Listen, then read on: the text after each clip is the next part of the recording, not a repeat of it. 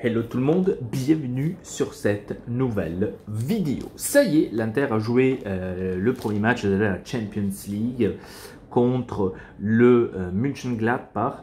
Un match de merde, d'un côté, un match que malheureusement je m'attendais parce que tout simplement actuellement il y a de tout ce qui se passe dans cette équipe. Donc première mauvaise nouvelle, c'était que Hakimi a été testé positive au coronavirus. Donc on est déjà en mode alerte rouge. En plus de ça, bien sûr, c'est encore pire. Et on a dû se retrouver à nouveau avec Kolarov, que pour moi c'est une merde de joueur qui sert à rien. Qui nous a fait perdre le derby, qui nous a fait égaliser hier soir, parce que hier soir, en pensant au deuxième but, que d'ailleurs le deuxième but n'est pas régulier, c'est en plein hors-jeu, et bien sûr contre l'Inter, il n'y a rien que ça soit fait correctement, comme d'habitude. On a l'habitude en Italie, on a l'habitude aussi en Europe.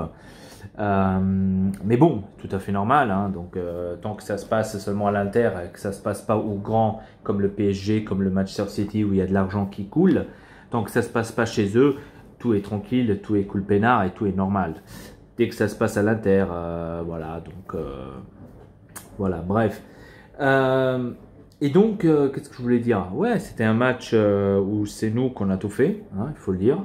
Ils n'avaient pas fait cet énorme match, le Mönchengladbach, et c'est tout nous qu'on a fait, c'est nous qu'on lui a donné le penalty, c'est nous qu'on lui a donné le deuxième but, parce que du côté Kolarov on a un trou énorme, c'est du jamais vu. L'année passée, ça on l'aurait jamais de la vie vu, cet énorme espace qu'il y a en défense, c'est vraiment triste et abusé. Franchement, comme je vous ai dit, c'est du jamais vu. Et ouais, donc quoi dire de plus? Je suis vraiment déçu parce que je m'attendais à une réaction. Après cette défaite contre une petite équipe comme le Milan, je m'attendais à une réaction en Europe, et malheureusement ça ne l'est pas, c'est pas venu. J'ai vu ce matin que la plupart donnent la faute aussi à Vidal, qu'il n'a pas donné à 100%, etc.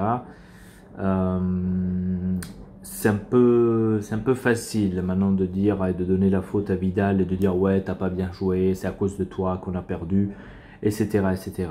Après, niveau changement, je ne comprends pas le choix d'Antonio Conte. Antonio Conte, ces derniers temps, je ne sais pas s'il prend de la drogue ou s'il est au cannabis, je ne sais pas. Quelque chose, en tous les cas, n'est pas comme avant. Il me fait du n'importe quoi, il faut le dire. Il me fait du n'importe quoi. Il n'a pas d'idée, on le voit, il n'a pas d'idée, il n'a pas de... il n'a pas une vision de jeu. Je sais pas, je le vois bizarre, en tous les cas. Ça, l'année passée, ça aurait pas passé, ça aurait pas arrivé, ce genre de truc-là.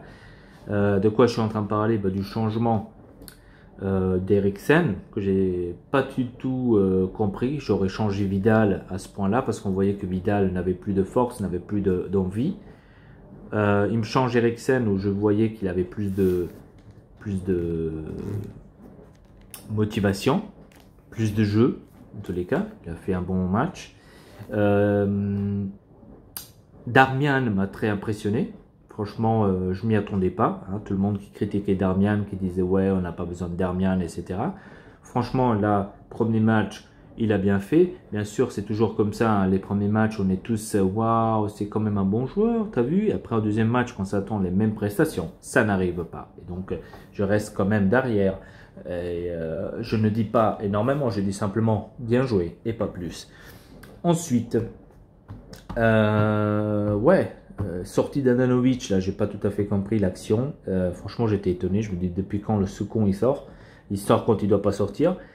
Par exemple, quand il a vu qu'il y avait l'attaquant là, ça c'est une chose. Bon, certes, t'aurais quand même pris le but d'une façon ou d'une autre, peut-être pas. Mais quand c'est le gardien a anticipé l'attaque. Quand il a fait la passe, que lui-même, il ne sait même pas comment il a fait la passe, et que d'ailleurs c'était hors jeu sur le deuxième but, c'est Handanovic qui devait déjà avancer. Il aurait dû déjà le lire à l'avance, ce genre d'attaque comme ça. Il n'a pas fait. Un Neuer, il aurait fait tranquillement, il aurait pris la balle, il aurait dégagé, et il n'y aurait aucune action de but. Et voilà, donc de quel côté c'est venu? C'est venu du côté de Kolarov. Et c'est toujours le problème, c'est lui. Le problème c'est là, et que Antonio Conte ne le voit pas, ça me fait poser énormément de questions.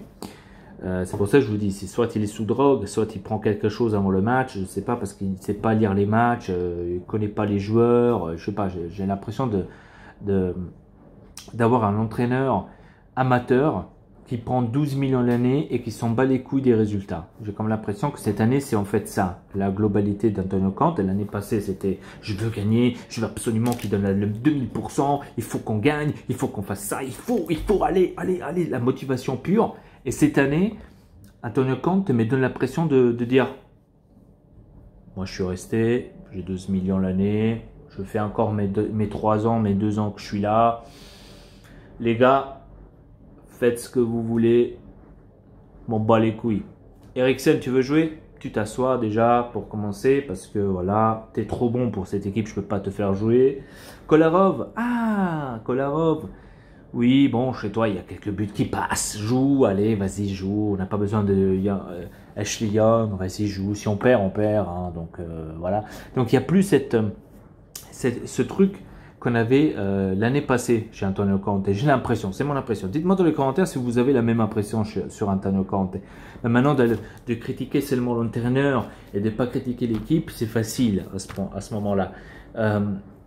Je pense que c'est peut-être aussi un côté négatif. Hein, ça peut arriver dans une équipe que tu as des moments de merde. Ça peut arriver. Ça peut arriver au Barça. Ça peut arriver au Real, ça peut arriver à la Juventus, ça peut arriver à tout le monde. Donc, ça vaut pas la peine maintenant de se casser la tête et de dire « ouais, mais c'est la faute de lui, oui, mais lui, il doit dégager, oui, mais lui… » On peut seulement parler des actions. Hein. Si je dis que Kolarov est nul, c'est parce que Kolarov a fait en sorte que tout cela, ça s'est passé. Sinon, j'aurais pas dit le contraire.